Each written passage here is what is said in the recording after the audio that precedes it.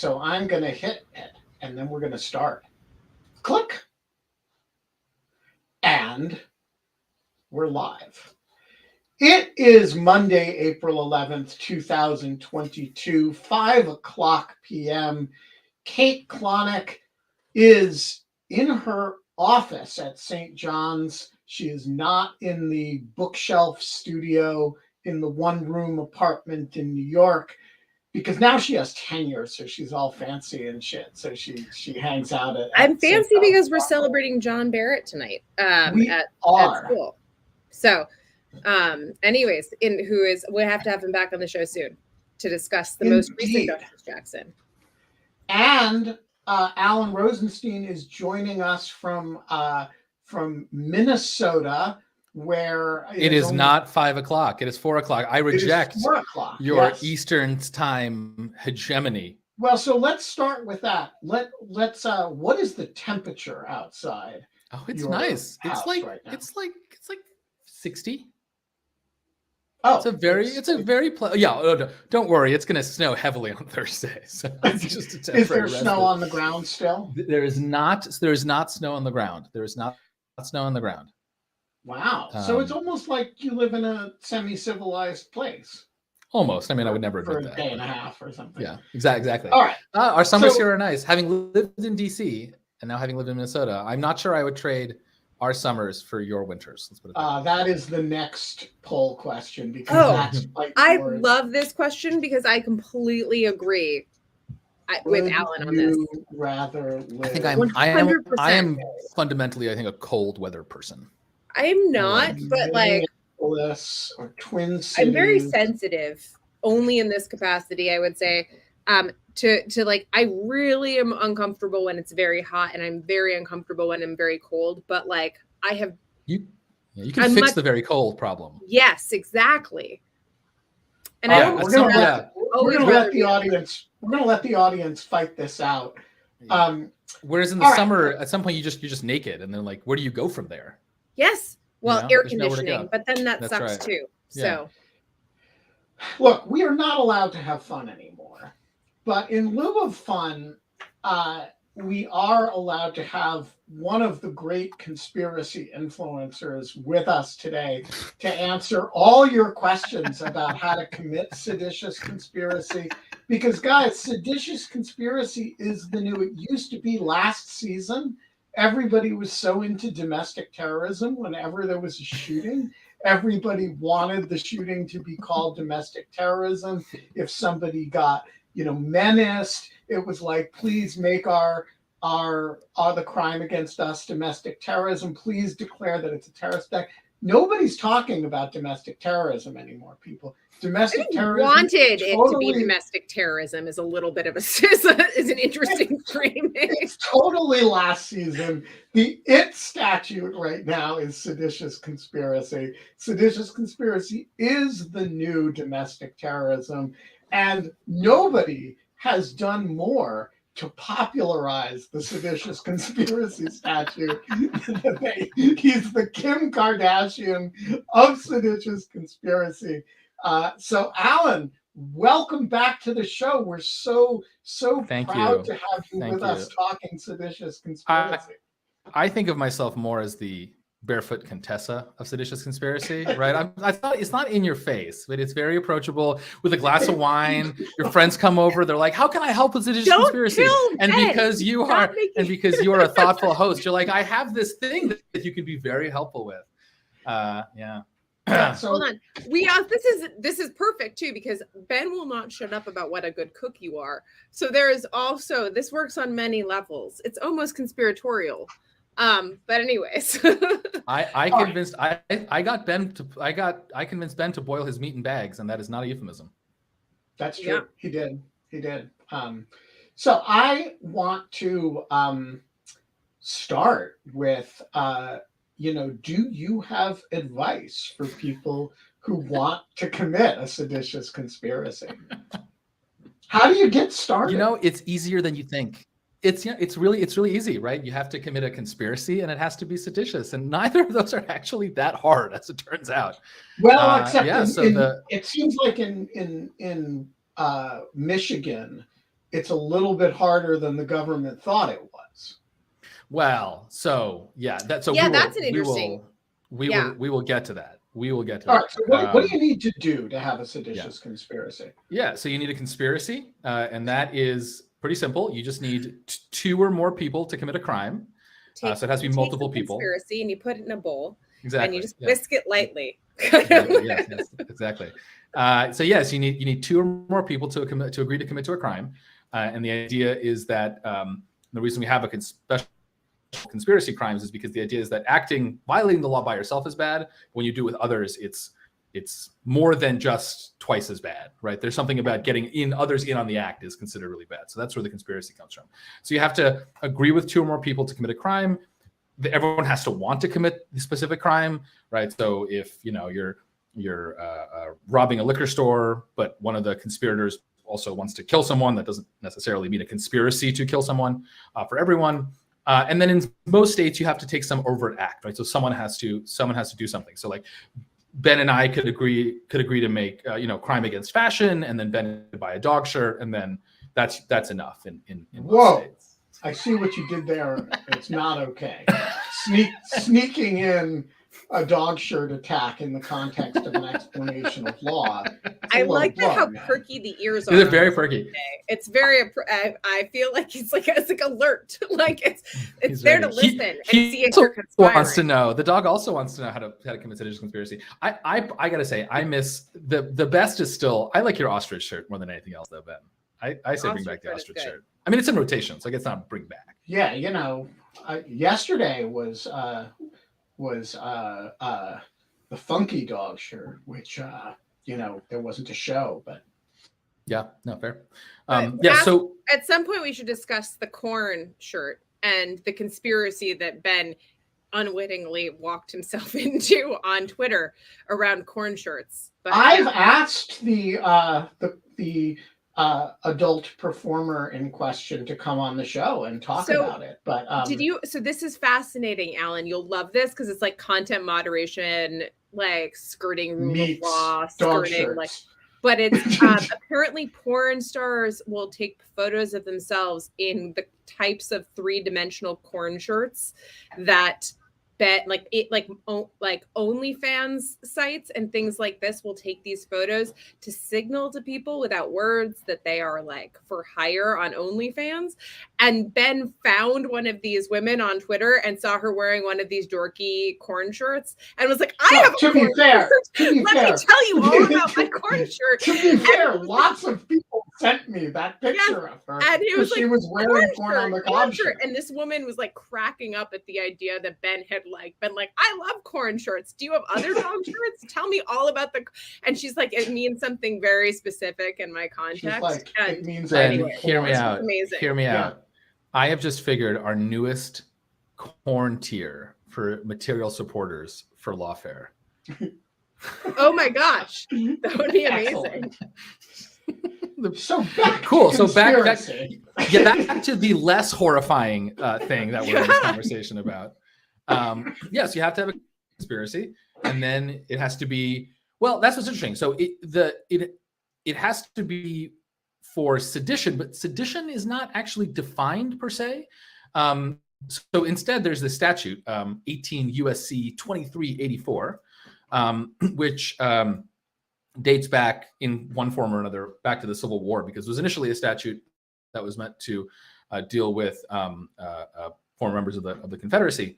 And it has this long list of things that can get you in trouble in terms of sedition. And what's interesting is that there's like some very serious offenses and some not serious offenses. So the serious offenses include conspiring to overthrow, put down, or destroy by force the government of the United States, or to levy war against them, right? Which are like very serious things, right? That would be hard to do if that were the entirety of the definition. But then there's more definition. Or to oppose by force the authority of the United States, or by force to prevent, hinder, or delay the execution of any law of the United States, or by force to seize, take, or possess any property of the United States, right? That person has committed seditious conspiracy, and they can be punished with up to 20 years. So in addition to conspiracy, so the agreement, it has to be an agreement to use force. So that's an important limiting principle. So it can't be nonviolent, and it can't just be through like fraudulent trickery. It has to be through some sort of physical force. But physical force to do what? And there it's really, really broad, because you have statements like prevent, hinder, or delay the execution of any law of the United States, or seize, take, or possess any property of the United States, which are super broad. And so the question, I think, is, should we take those terms literally? That's kind of the main question. Should we take those terms literally, or should we understand those terms to be implicitly narrowed by the what the list starts with, right? So one way of limiting this statute and making it not incredibly broad is to say, anytime you take, you oppose the force, you forcibly oppose the United States, or you try to prevent the execution of any law, or you take property, it has to be something that's serious, like the level of trying to destroy the United States or trying to wage war against it. That's one way, but even then, you're still left with a very, very broad statute because, So the answer is you're left with a pretty broad statute. Now, there are some limits, as you mentioned. So there have been unsuccessful seditious conspiracy prosecutions. So the most famous one, or the most recent famous one, is from 2013 or thereabouts. This group called I still know how to pronounce their names, Huttari. They're these like super weird far-right Christian militia, like so weird that all the other super weird far-right Christian militias in Michigan were calling their we're calling their FBI buddies and be like, there's something not right with these dudes. And they had this. I love that. I love like the weirdos, like it's like the Comet Pizzas of the world. Like exactly. Well, these guys were to normal Michigan militia people the way the guy who shot up Comet Pizza is to like your average QAnon person. That's right. So I should just, because I see it. Alaric, my apologies if I'm mispronouncing that. The section 2384 was introduced in 1948, but that's when it was codified. So the actual statute that it comes from goes all the way back to the Civil War. So that's why when you look at it's an older statute than that. Yeah. So there are the Huttari prosecutions in 2013, and basically what the government was alleging was that they wanted to like kidnap some cops and shoot some other cops and and then like attack a funeral of cops, so that something race war. Like it was this like sort of vague plan to start a race war or something. And what's interesting in that case is that the court actually held, so the judge threw the seditious conspiracy charge out, saying, look, even if you can prove this, which I'm not sure you can, government, just attacking the governments just to start trouble is not by itself seditious conspiracy. You have to be trying to prevent the government from doing something that the government does. Now, the line between, attacking a police officer because you want to start a race war and you don't like police officers, and attacking a police officer to prevent them from fulfilling their police officer it's not entirely clear what that line is. But I do suspect that one thing that was motivating the judge was just otherwise it's a super broad. It's a super broad statute. More recently, the case against the plotters to kidnap Gretchen Whitmer, the Michigan governor, fell apart. But that's more because that case and the witnesses, that was just a mess of a case. I don't think that says anything about seditious conspiracy. All right. So I want to ask you about the thesis of your lawfare piece, which is that seditious conspiracy basically is our domestic terrorism statute. In what sense do you mean that? And to what extent how precisely does the analogy work?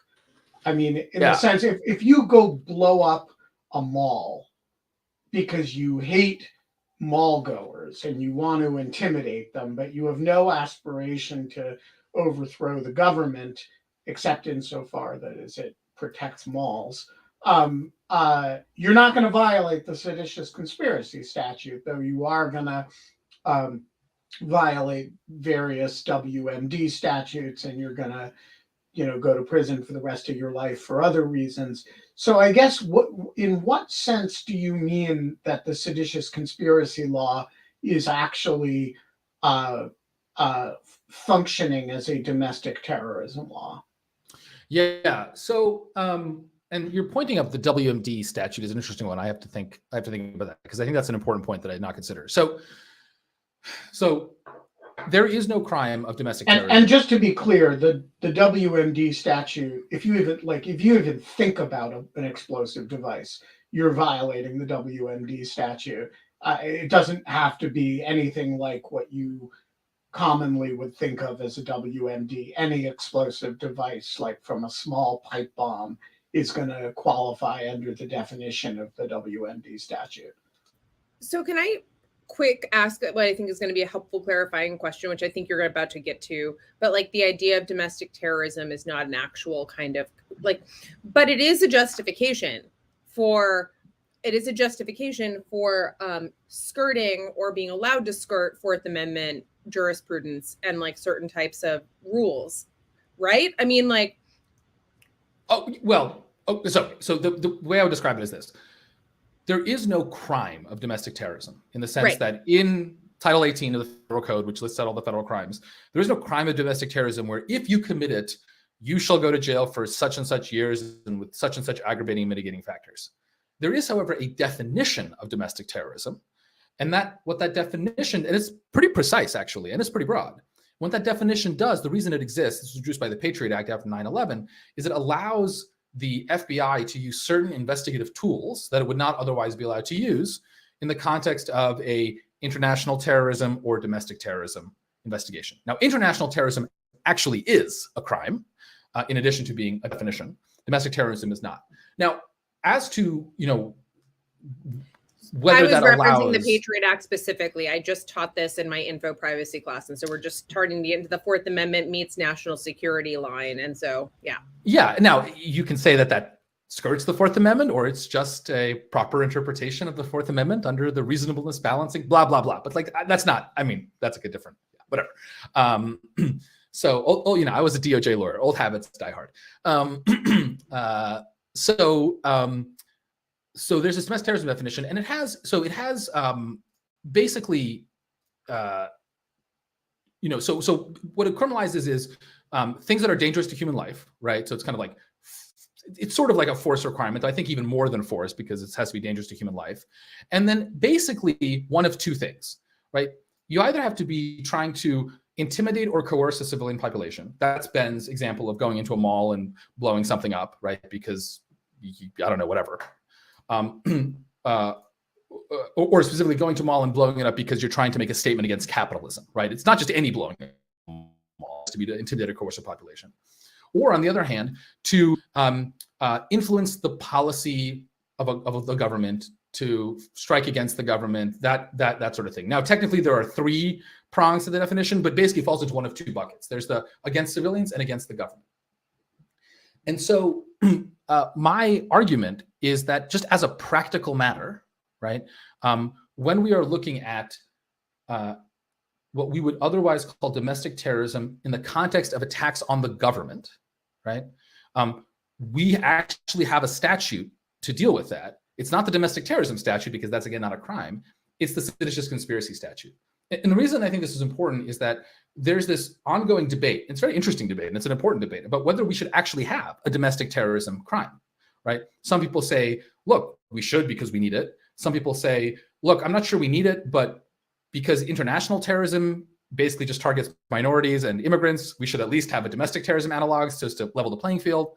Other people say we shouldn't have any of this shit. Like, it's not good to have these special terrorism because they're broad and overused. All very interesting. I'm not actually sure what I think about that debate. I'm sort of still thinking about it. My point was just to mention, but there's this like other thing right here like that exists and is being used. And at least as it comes to anti-government domestic terrorism, everything falls perfectly within seditious conspiracy. Now, what doesn't fall within that is anti-civilian domestic terrorism. So when Dylan Roof walked into the church in Charleston and killed a bunch of people, and it was clearly a white supremacist terrorist attack, right? I think that's something that we would call terrorism. That would not fall under the seditious conspiracy statute, and we can talk about whether that's good or bad or whatnot. But at least for like a lot of the stuff we've recently been thinking about of calling domestic terrorism, whether it's old stuff like when in the 50s a bunch of Puerto Rican nationalists walked into Congress and started shooting, right, in order to try to, advance Puerto Rican independence, or January 6th, which I'm very comfortable at least calling some of that domestic terrorism, not all of it, but some of it I'm very comfortable calling domestic terrorism. I mean, I think we have a good statute to use against it, and I know, and we are using it, and I think that's interesting. So just to kind of flesh out this point a little bit in terms of definitionally, so like in your Dylan Roof example, what would tip this over out of into something like seditious conspiracy? Like what would he have had to have done or have said to put it into that camp and like keep it out of the to put it into the seditious conspiracy camp? Yeah, so this depends on how broadly you read the seditious conspiracy statute, right? If he destroyed any federal property in the process and he intended to deprive the federal government of that property, that might be enough to tip it into seditious conspiracy. I think the really interesting question is, what if he walks in and says, "Oh, I don't know. I think the Department of Labor's affirmative action programs are unconstitutional, and they're replacing the great white race," and then he shoots a bunch of black parishioners. Like, is that enough to tip you into seditious conspiracy? Functionally, not. Probably I would not. say not. Probably not. But that's kind of what I'm wondering. That's where I'm just trying to make begins. clear for everyone, like that this was an act against private individuals, and even if you have Yeah. a statement of intent that your overt action is against private individuals because of your political problems with the government, that maybe that kind of statement of intent is still not enough to move you into seditious conspiracy. Like the actor who you're acting against has to be the government. I think that's right. Right. Yeah. So I mean they're pretty distinct.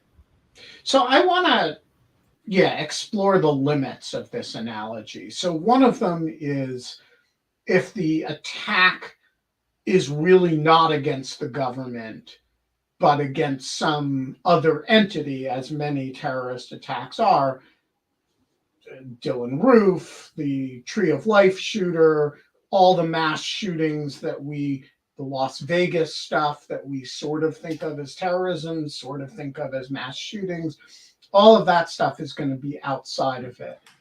But in addition, there's this other boundary, which is one you alluded to earlier, which is that the government has been super conservative over the years in charging cases as seditious conspiracy. Yes, there's the Puerto Rican case, a couple Puerto Rican cases, actually. There's the Sheikh Omar Abdulrahman, not the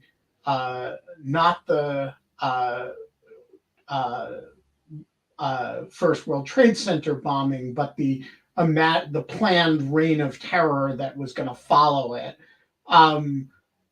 There's the Hutari, and there's a couple of 1-6 cases, and that's kind of it.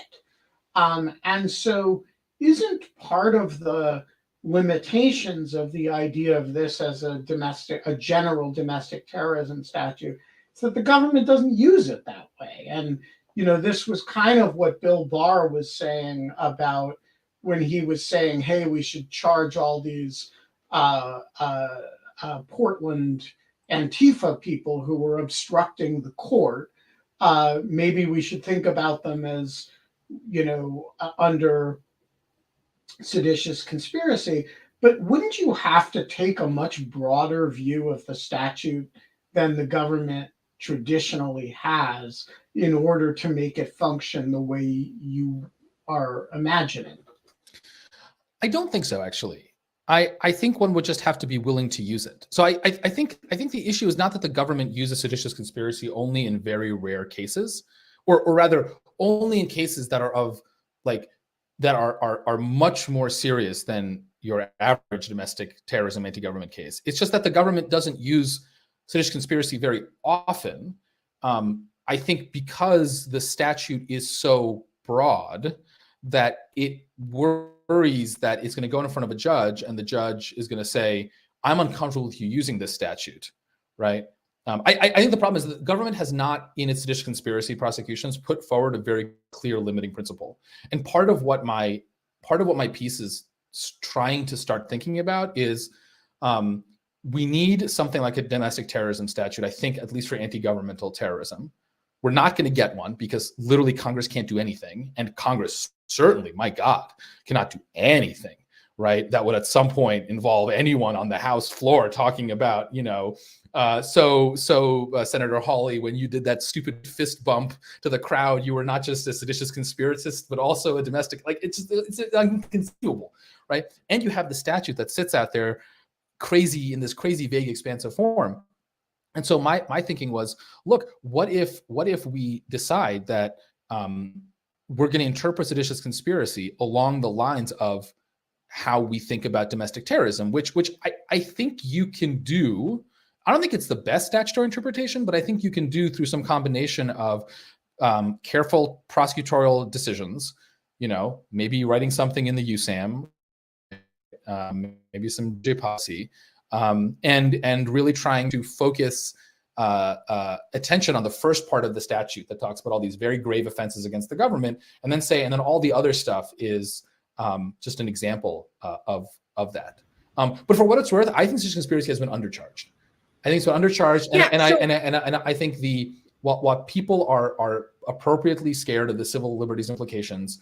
I think that it is a mistake to take this incredibly powerful statute off the table just because of that. So I buy that. I think it's kind of an interesting and elegant kind of solution. I kind of like that idea. I also think that I agree with you. So I actually, as you were is like Ben was giving examples of how he wanted to put kind of a valence on what would and wouldn't be seditious conspiracy. And he was listing things. Gabby Gifford's shooting came to me. How would you consider that would that be, is that do you see what okay. So I guess what I'm trying to say is would that be considered seditious conspiracy because it's only one person. So the tricky thing. Yeah. So okay. this so is okay. Yeah. So this is an inelegant part of the solution, which is that seditious conspiracy cannot be reinterpreted to not require conspiracy. It's kind of in the name, right? Sure. You are never going to be able to get lone actors, lone wolves, as it were, which is unfortunate. But I don't know, one problem at a time is what I would say. But what if there were multiple people trying to kill Gabby? Well, I guess my greater question would be would acting against Gabby Gifford's assassination just be sedition? I guess was actually kind of the. Yeah, so that's an interesting question. So I think it depends. Here's what I think under the logic of the way the judge ruled in the Hutari case, it probably wouldn't be, right? Yeah. Just attacking Gabby Gifford's, that probably would not be enough because you are not attacking Gabby Gifford's as part of the exercise of her Gabby Gifford's duties. Right. Of her official duties. What if you attack her to prevent her from voting? Oh, 100%. Yes. Okay. This is kind of, and I just found an awesome, I'm going to stick in the thing. It's from 2011, actually. It's a Dan Byman article that specifically goes about discussing what happened in Tucson as whether or not it's domestic terrorism or sedition. So anyways, I'm going to stick this in the, but go ahead. So I want to ask a question going back to the kind of underlying tectonic debate here, which is why does this matter? There's almost no conduct. If you attack Gabby Giffords and, in many states, that's a death eligible offense if she dies, which thankfully she did not.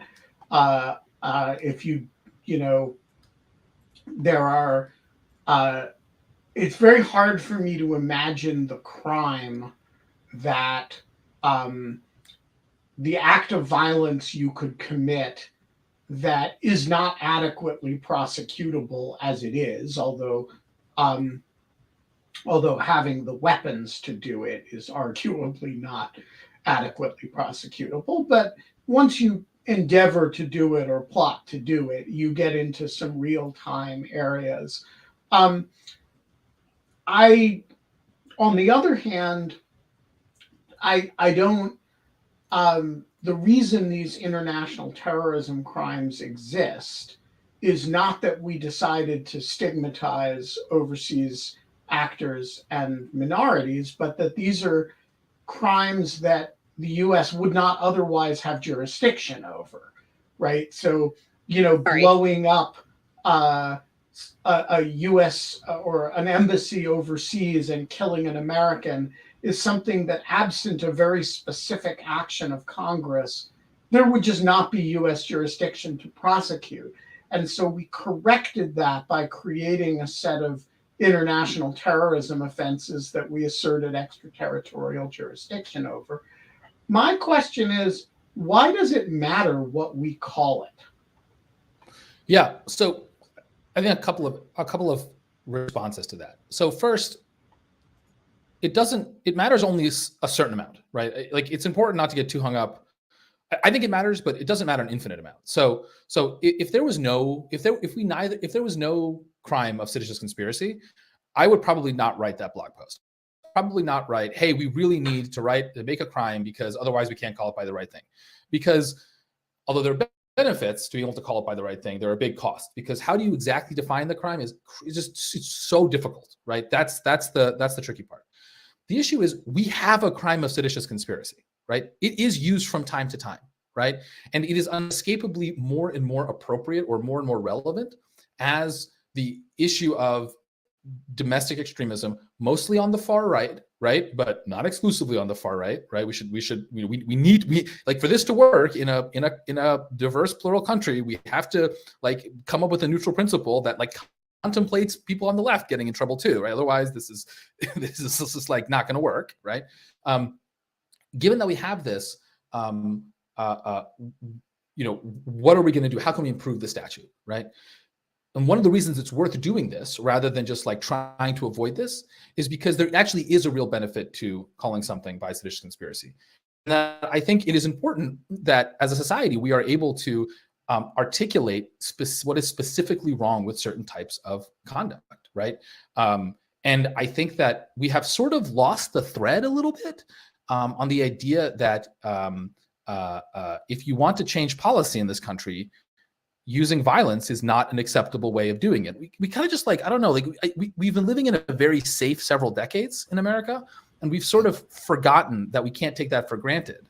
Yeah, it's been really boring. We need to, get back to the 60s and 70s. Well, no, the problem is we're getting back to the 60s and 70s, and like we seem to have like lost the conceptual tools of saying like, this is actually really bad, and it's bad not just because you disagree with these people's politics, right? It's bad because, these people are showing profound disrespect for how a civilized democracy functions, right?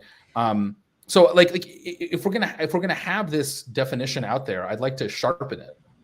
I mean, so we can use it.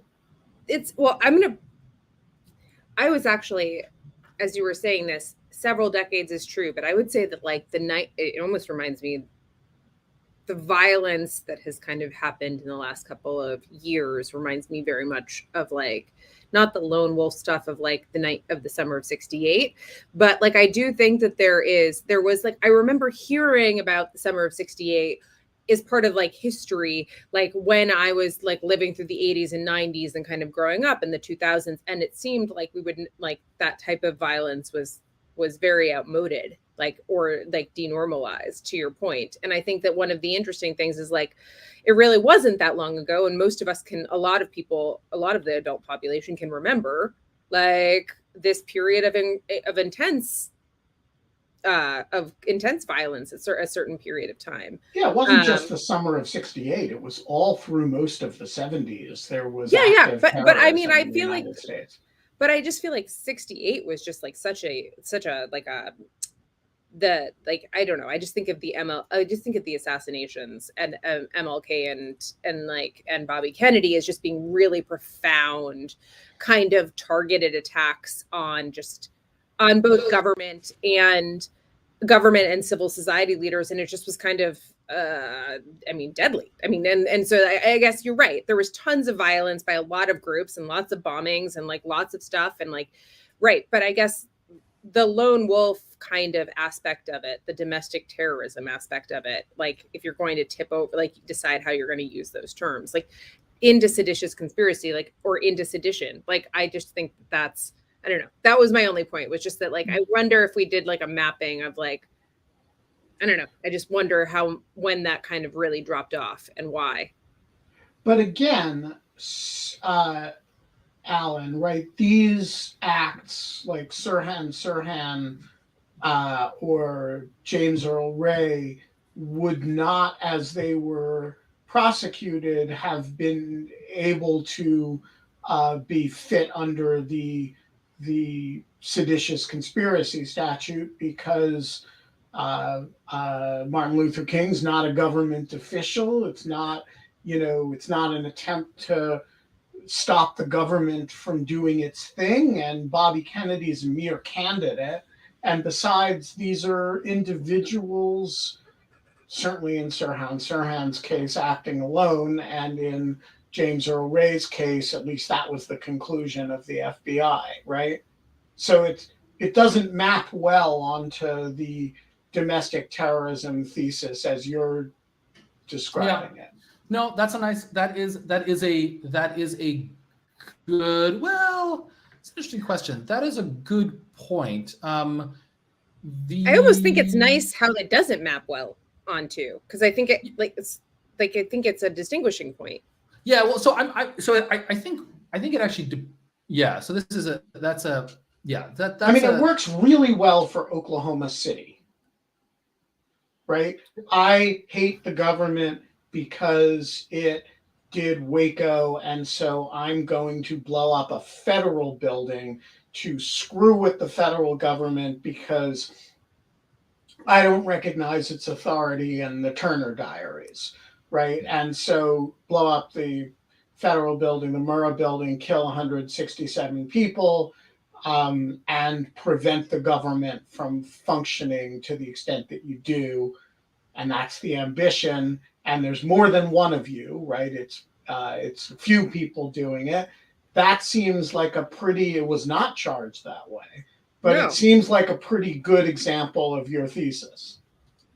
Yeah, I think so. So for me, the case that I come back to is the Bundy standoff. That to me is the kind of perfect example, right? And look, again, like my sympathies do not lie with the right, but I am trying to be as kind of expansive in application. So I don't know, maybe I need to read more about exactly what went down in this sort of insane Seattle autonomous zone.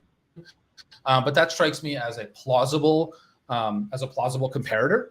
What was going on there? But I think those are two examples where we lack a like putting those people on trial for like a weapons charge or something like that. Like, that's fine. We should do that. But I think we lack in the criminal law a good articulation of exactly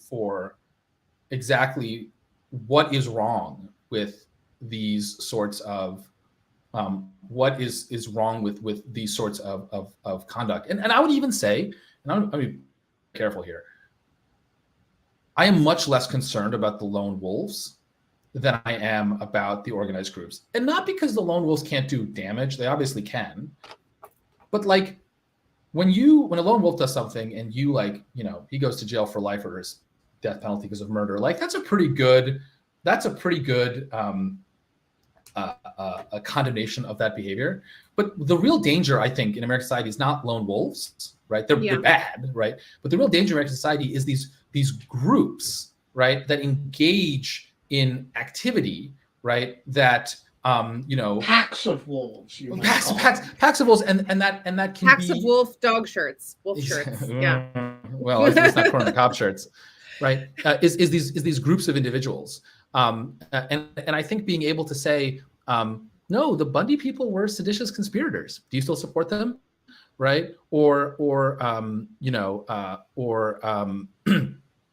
same with the January 6 people. Or again on the left, there's just like one of my kind of like annoyances is that the left seems like unable to say that like there's something called Antifa, it's bad, like, and we can, like, you're allowed, like Condemning Antifa does not mean somehow like giving it past the other people, and like stop minimizing this stuff. Like all of this is really bad.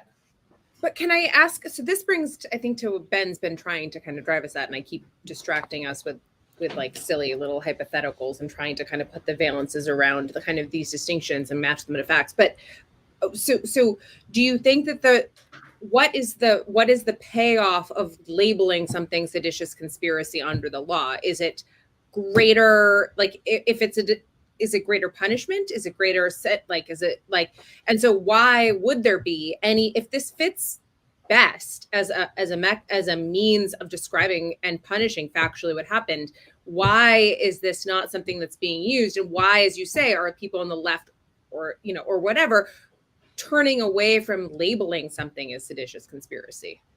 Yeah, I mean, why it's not being used, I think, is because the statute is so broad that DOJ is understandably worried about using it without having a very clear and comprehensive sense of how it's going to be used, because it doesn't want to lose cases in front of grumpy judges, understandably so, understandably grumpy. And it also doesn't necessarily want to set precedents for future DOJs or future administrations that it disagrees with, right?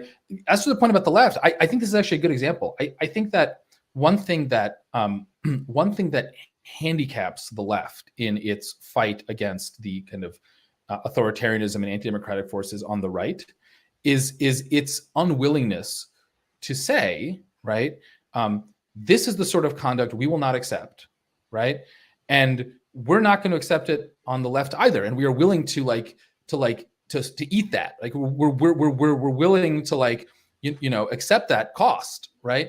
And what I find strange about that is, given that like 99% of the actual anti-democratic violent forces come from the right, like it wouldn't be very costly for the left to do that. It's a trade that they should be willing to make. And I think having a term to say, like, we can all agree that seditious conspiracy is really bad, and we'll deal with it on our side to the extent it comes, knowing that there's not much to deal with, right? And you know, using that to kind of get the middle of this country to the extent it still exists, kind of on board with that, I think is a powerful thing, right? Because I do think there is a sense in which a lot of people who are not hardcore on the right, but live still in the kind of sort of conservative echo chamber, right, wouldn't actually mind a reason to condemn the Oath Keepers and the Proud Boys and January 6th and all of that, right? But because they're sort of tribal loyalties are still fundamentally on the right, are very sensitive to left hypocrisy on that. And so I think that this is one way of sort of clearing all that underbrush out. At least that's my view. Now, again, would that be worth writing an entire new statute for? I'm not sure, but we got one. All right. Sorry about that, guys. Richard Wattenbarger, the floor is yours. Well, Alan, in honor of your appearance, I have my University of Minnesota mug. Amazing! Go Gophers! I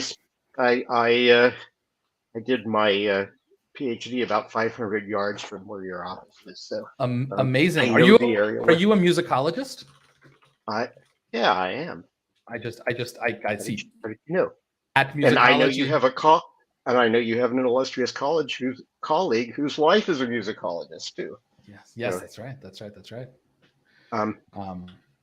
So Richard, you have 3 questions, and I think you should do all 3 of them, but in rapid fire. Okay. All right. So first, regarding the definition of terrorism, I think of the terrorist acts that we've seen over the years in Israel, and all of which, if I'm not mistaken, have geopolitical ends in view. And isn't using terrorism to describe Dylan Roof's crime stretching our understanding of the term to apply to to any sort of very public mass murder? So that's the first question. The second question is, you mentioned earlier that all crimes. Wait, let's let Alan answer the first before we go to the second. Okay. Yeah, I'm not convinced. So people there seems to be an assumption in a lot of the discussion about domestic terrorism that however we define it, Dylan Roof has to fall into it. I'm actually not that convinced that that's true. I'm just accepting it for purposes of the debate. I think that none of these terms mean anything, right? Which is not to say that they mean that they mean whatever you want them to mean. It's just that there's no like fixed meaning of what terrorism or seditious conspiracy means. Like these are tools. These are tools to accomplish certain objectives, right? As far as I can tell, right? When you have lone wolf individuals, right, like Dylan Roof, right? We have pretty good ways of holding those people accountable, right? Now, we can have a debate over whether the additional designation of domestic terrorism would be helpful, right? But I don't think that there's a big constituency within anything that approaches the kind of Overton mainstream for Dylan Roofism, right? So to me, the question of whether we call him a domestic terrorism is not that important, right? Because I think of all these terms as ways in which society can organize around certain concepts, and like there's just What no one's about defending hate Dylan Roof. crimes? Yeah, well, so the hate crime issue, right, is a separate one, and if we want to have that debate, which we've had periodically in the last several decades, we should have that. But then we should have a hate crime enhancement or a hate crime, right? For me, it's the issue of like being able to call January 6th or the Bundy people or some theoretical Antifa action, right? Again, I'm not like saying they're actually as bad right now, but like one can imagine, or like the eco-terrorists who are acting for very good reasons, but have decided to like use terrorism for that, right? Or anti-governmental terrorism, right? There needs to be a term for that, I think, is what I'm trying to get at. All right, Richard, your second question. Okay, this concerns the definition of conspiracy. You had mentioned at the very beginning that conspiracy is a crime that's committed by at least two people. So are all crimes committed by at least two people conspiracies? And how does that, if that's the case, how does that complicate prosecutions? How does that come into the discussions that prosecutors will have about how to charge people? Yeah, so a lot of crimes committed by more than two people are conspiracies. It has been a while since I have studied a lot of substantive criminal law, and there are sort of complex rules around when the conspiracy merges into the crime itself, because you don't want to just like keep piling on offenses. Though they are separate, they are separate crimes. But yeah, very frequently, if there are multiple people, you can charge a conspiracy as well. I mean, a conspiracy also implies a certain level of planning, that Ben and me meeting up and then together going and robbing the liquor store is like, it's not really a conspiracy. It is generally understood, nor would most prosecutors bother charging it that way. Generally speaking, you're going to charge something you're more apt to charge something as a conspiracy when it has not been completed. So if Alan and I go and rob the liquor store, then we're going to be charged with robbing a liquor store, right? And maybe with a gun, or maybe with, and then using the money to, fund Alan's cocaine habit. If, on the other hand, we don't actually, the point of the conspiracy law is that at some level of planning and preparation, this is what they call in the military getting to the left of boom. How before the crime is actually committed, at what level of planning and preparation for the crime is that itself criminal? So we've agreed to rob the liquor store. Alan has procured the gun with which to rob the liquor store, but we've driven to the front of the liquor store. We just haven't. I got to send this video right to my dean. This is great. We just haven't robbed the liquor store yet, and so without conspiracy, at least you weren't tagged in a corn on the cob OnlyFans account. Exactly.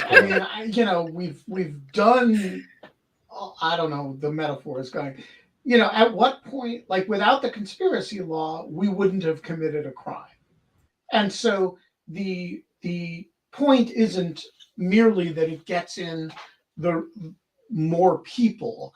The point is that it gets you to an earlier, more inchoate stage of the planning. Your last question. All right. So practically speaking, your proposal in the article for federal legislation to clarify what domestic terrorism, or clarify that it's more to clarify what it is, do you see that as something more than a pipe dream, or are there actually enough people in Congress, including in the GOP leadership, who would get behind something like that? Oh, definitely not. Yeah, no, there's no universe in which this is happening. I think it's just a useful thought experiment, which is why I think what's more likely to happen is that over time, DOJ, as it brings charging decisions, will create a kind of a common law of seditious conspiracy. It's not quite the right way of putting it, but like, you know, there will be an understanding, frankly, that develops between DOJ and the federal courts about what counts as seditious conspiracy and what doesn't. And my suggestion is just like, I think this is not a terrible path to move it in, and it wouldn't be a terrible case to make it, a terrible set of facts to make the case on. Yeah. Zunyi, the floor is yours. It's good to see you again. Thank you. It's great to see all of you. So comments, and then I would love the panel to respond to if you want, and then 2 direct questions for Alan. So in General Hayden, in his post-CIA career, basically spent a lot of time trying to convey that the CIA needed to do 2 things to become more modern, which is 1, be more transparent. That was more about classification. But there was a B part of it that I thought was really critical, which was to be more basically transparent also in the way they communicate, to socialize what the CIA is doing and explain policies in a more consumable way so people could feel like their friendly neighborhood CIA kind of connection. And I just think that right now that we're talking about terrorism and things like that, and it's critically important, but my background is forensic psychology, so I'm interested in impacts on society. And I think that people may be caught up on the law, but it's relevant and not relevant. What people need validation for is that they feel traumatized. Now we're saying we feel terrorized, and people were legitimately terrorized. So they want that validation to see that charge, but it's not the satisfaction that they may think it might be. And so the reason why I brought up the General Hayden, what he was trying to convey, is that the FBI and the Department of Justice could really benefit from just being more communicative and clear. And they don't have to go into the cases. Obviously, they won't. That's practice. But they can be more clear about why, to maybe socialize the idea of the framing of political violence, because that's what we're talking about. If you go on the National Institutes of Mental Health, if you do the Office of Justice Programs, right now you can apply for a grant the title of the grant is Psychological Impacts of Domestic Terrorism. So there's a lot of different contexts that terrorism is used, but it doesn't apply right now in the law in this context necessarily.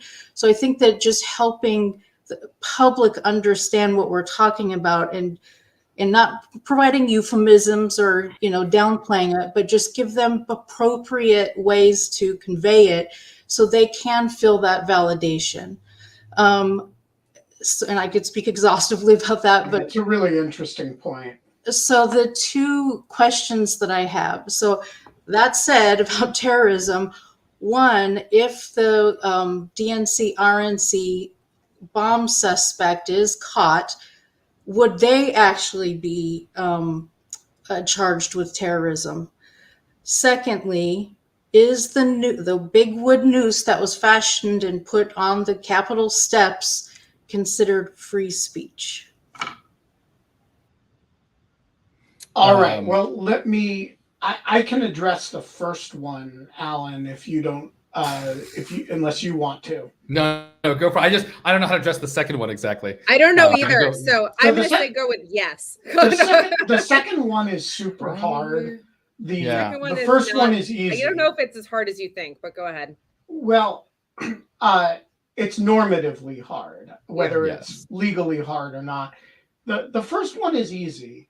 The WMD statute, to which I alluded earlier, is so broad the government charges whatever it can under it. As I understand the DNC and RNC attacks, these were pipe bombs. The government will charge that under the WMD statute.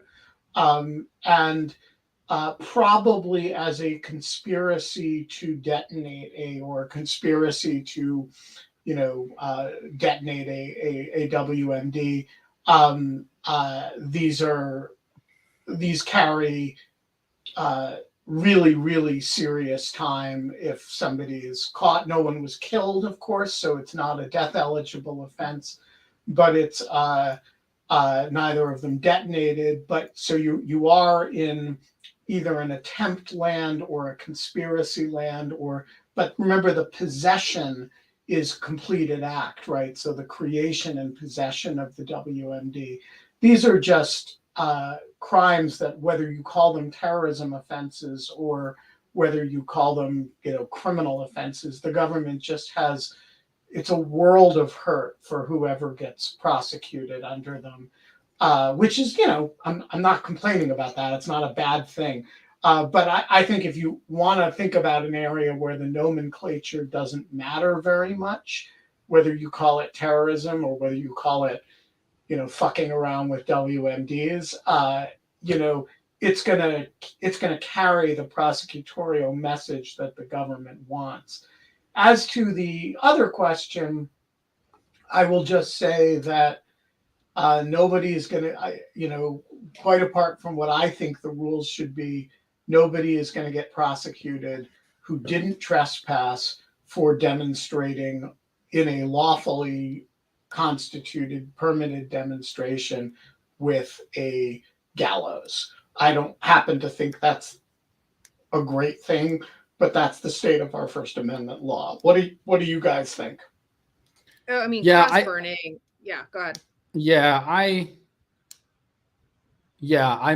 agree, and I'm not actually that bothered by it in retrospect. Actually, Yeah. I mean, I think it's obnoxious. Like, the whole thing's obnoxious, right? But I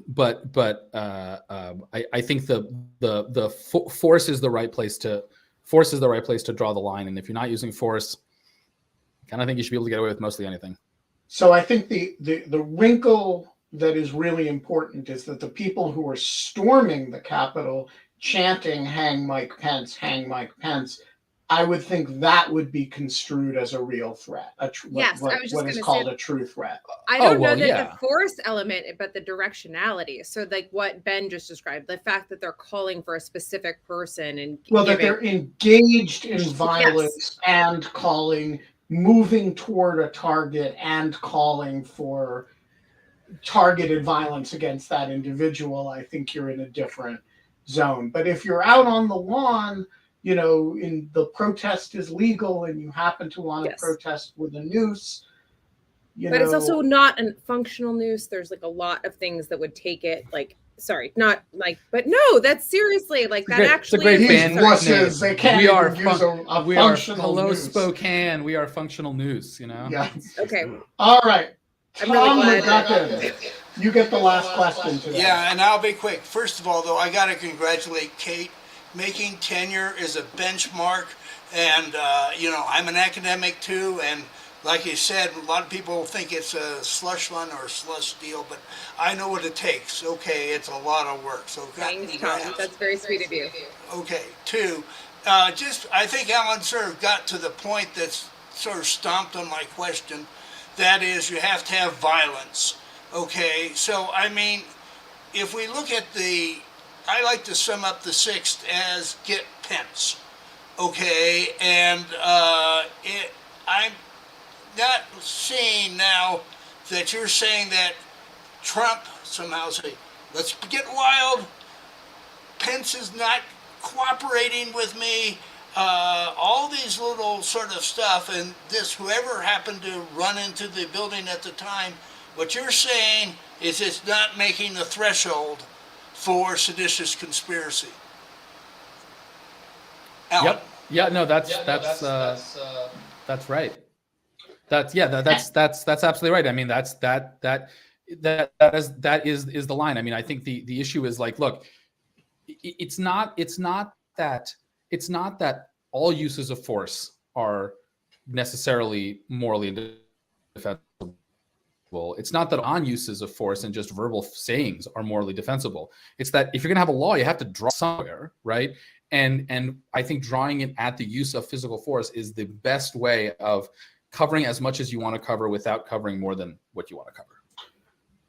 I mean, it may be conspiracy to do something else. Well, yeah, but Right? that's That's the Liz Cheney question. Yeah, and I think the speech that's directed to then do something, that's like I don't have a problem. That's not real speech. Like that's not real speech for our purposes. All right, we are going to leave it there. Alan Rozenshtein, This was great. Thank you. You're a great American. I like that you got cold called on your article. You're a super influencer, getting all these people to up their conspiracy games into seditious conspiracy. We were all just settling for regular conspiracies, Alan, until you came along and encouraged us to go for the seditious conspiracy. Can I list that in my annual review under service? Kate, would you recommend that? Oh yeah, Kate, when I go for tenure, I'm gonna need you to write me one of my tenure letters, and you got to talk about what a contribution I am to seditious conspiracy. And there's that famous Bing Crosby song that ends, "And may all your conspiracies be seditious." And on that note, yeah, all right, we're gonna leave it there. We're gonna be back 46 hours and 59 minutes from now. I don't have any idea who the guest is going to be because I am going to be involved in a special operation that I cannot speak of, but it will involve Matteo Carrabba. It may involve some generators and some spotlights and a violation of the Vienna Convention on Consular Affairs. It may not.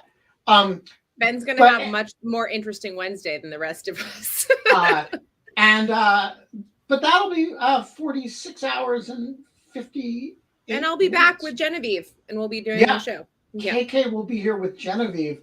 And until then, Kate? We don't have fun anymore, but we can get together with our friends and plan to not have fun and then to plot against the government.